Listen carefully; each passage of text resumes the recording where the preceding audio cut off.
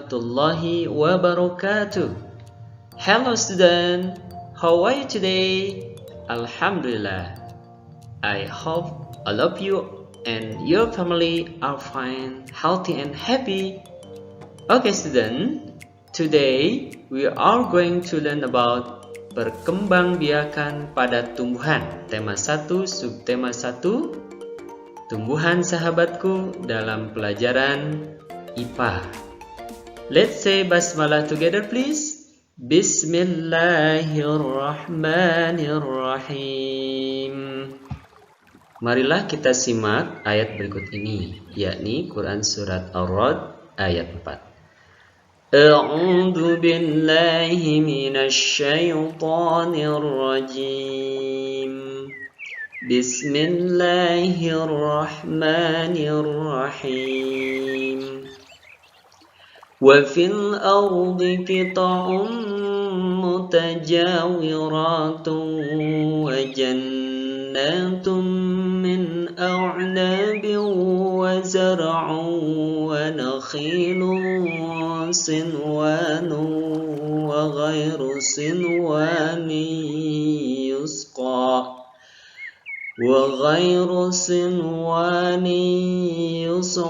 بماء واحد ونفضل بعضها على بعض في الأكل إن في ذلك لآيات لقوم يعقلون, yang artinya, dan di bumi terdapat bagian-bagian yang berdampingan, kebun-kebun anggur, tanaman-tanaman, pohon kurma yang bercabang dan tidak bercabang. Disirami dengan air yang sama, tetapi kami lebihkan tanaman yang satu dari yang lainnya dalam rasanya. Sungguh, pada yang demikian itu terdapat tanda-tanda kebesaran Allah bagi orang-orang yang mengerti. Oke student, berbicara mengenai sistem perkembangbiakan pada tumbuhan, setiap jenis makhluk hidup, termasuk tumbuhan, mempunyai kemampuan untuk berkembang biak atau bereproduksi. Kemampuan untuk berkembang biak ini bertujuan menjamin kelangsungan hidup dan kelestarian jenisnya. Adapun sistem perkembangbiakan makhluk hidup itu berbeda-beda. Demikian pula cara perkembangbiakan tumbuhan pun berbeda-beda. Untuk itu, mari kita bahas pada hari ini. Silakan perhatikan peta konsep berikut.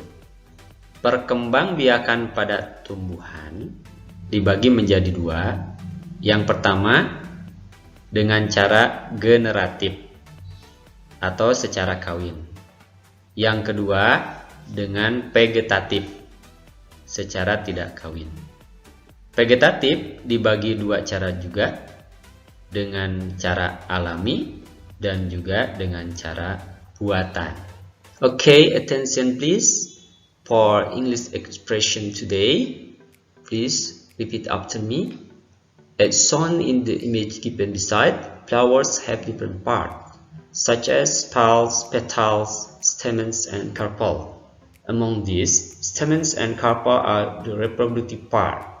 Stamen is the male reproductive part, which produces pollen grains or yellow substance. Carpel, which is present in the center of flower, is the female reproductive part. Untuk lebih jelasnya, saya terangkan kembali bagian bunga berikut. Seperti diperlihatkan dalam gambar di samping, bunga memiliki bagian-bagian yang berbeda. Seperti kelopak bunga ditunjukkan oleh bagian nomor 6, kemudian mahkota bunga bagian nomor 7, benang sari bagian nomor 4 dan 5, dan juga ada putik bagian nomor 1, nomor 2, dan nomor 3.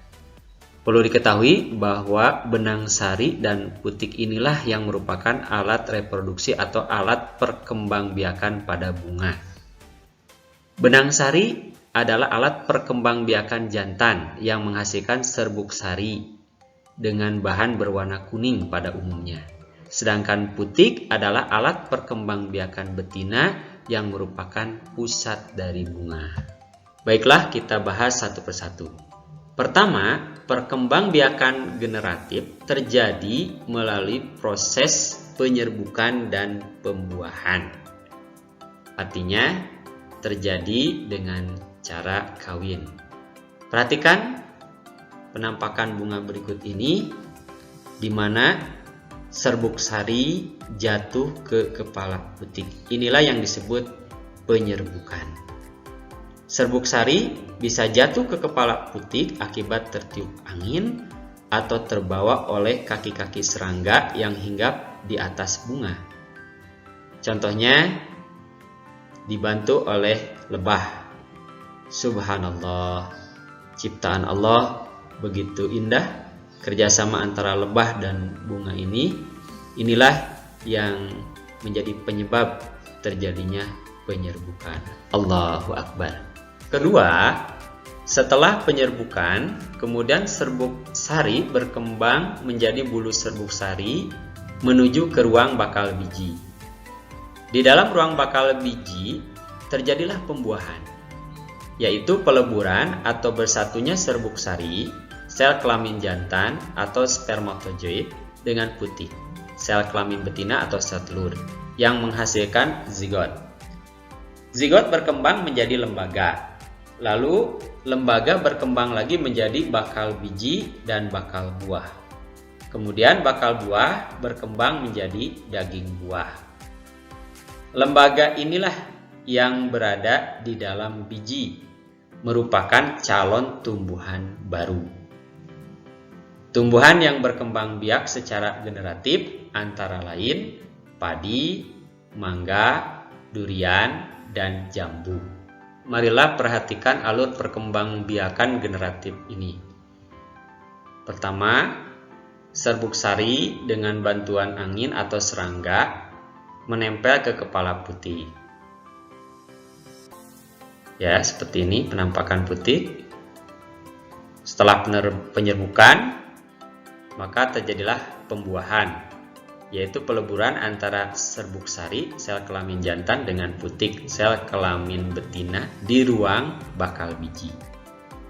Membentuk zigot, kemudian berkembang menjadi lembaga, lembaga berkembang menjadi bakal biji dan bakal buah.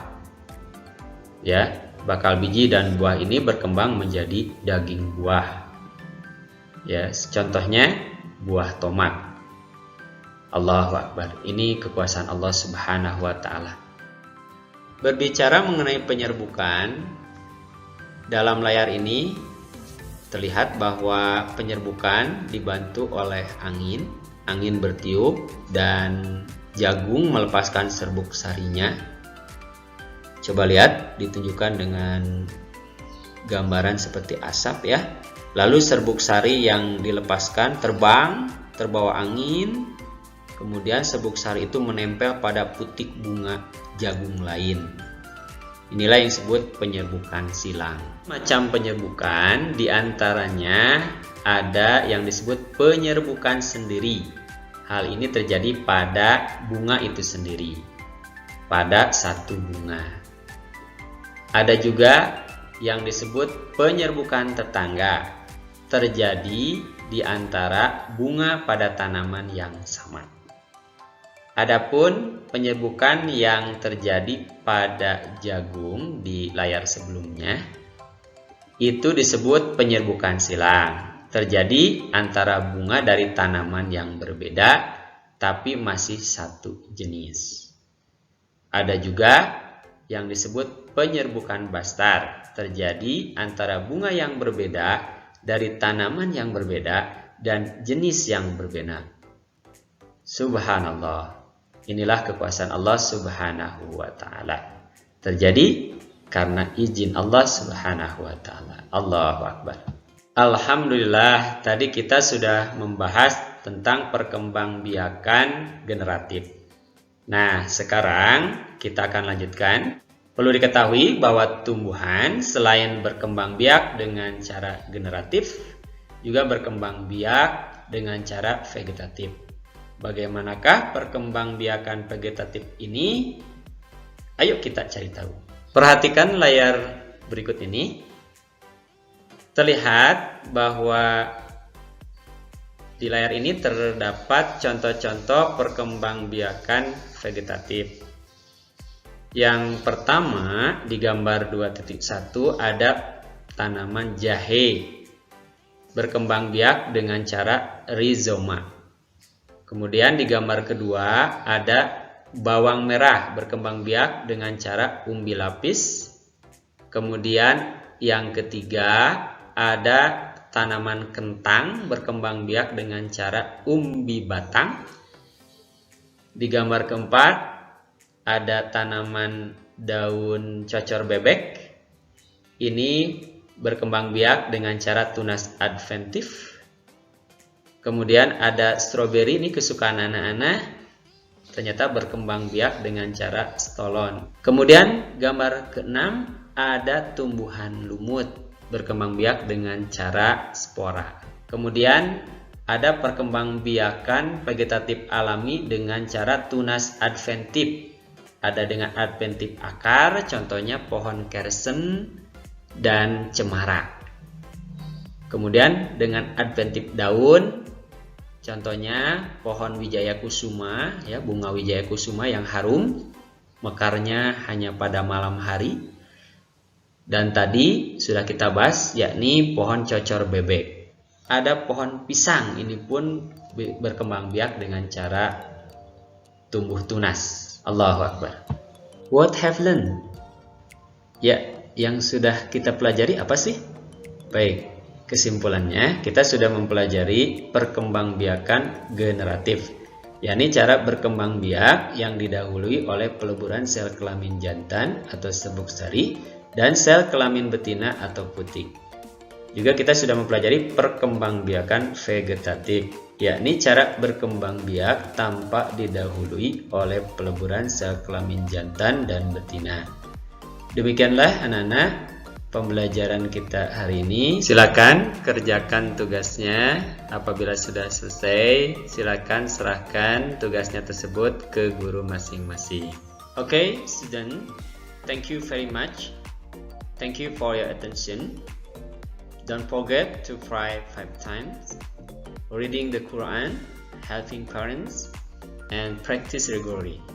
Let's close our lesson by saying Hamdalah together. Alhamdulillahi Rabbil Alamin.